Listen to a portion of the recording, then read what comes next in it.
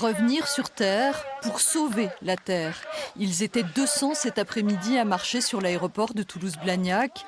Le mot d'ordre est national, mais il prend un tour particulièrement fort dans la ville phare de l'aéronautique, en pleine crise économique due au coronavirus. Elle a rendu visible des choses qui étaient encore partiellement invisibles pour beaucoup de monde. Les risques qui nous guettent, mais aussi la possibilité qu'on vive dans une autre économie, puisque l'économie est à l'arrêt. Alors certes, c'est grave pour beaucoup de monde, mais c'est aussi la fenêtre dont on a besoin et qu'il faut absolument saisir. On a 5, on a 10 ans. On sait qu'après, ça sera déjà trop tard.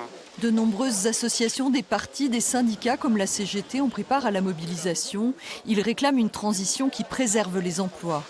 Des scientifiques toulousains, membres d'un groupe de réflexion à Técopole, remettent en question la stratégie d'Airbus. Là, dernièrement, Airbus vient de sortir l'avion hydrogène.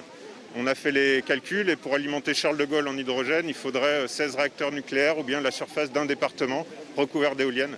Donc on voit bien que c'est clairement pas compatible avec le maintien du trafic aérien tel qu'il est actuellement. Quel que soit l'horizon, le mot d'ordre est le même.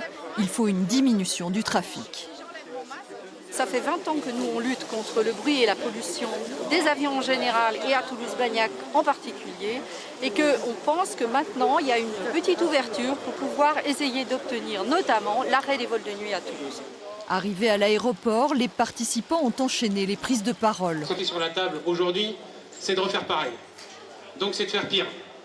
C'est de multiplier encore le trafic aérien qui double tous les 15 ans. Je pense qu'il y a beaucoup de gens qui réfléchissent à tout ça et qu'à l'intérieur, ça change. Et les comportements changent. On va y arriver, enfin, de toute façon, on est obligé, on n'a pas vraiment le choix, quoi. Donc voilà. Pour tous, simples citoyens ou activistes, il s'agit d'un premier pas vers une réflexion collective et responsable sur le devenir du secteur aéronautique.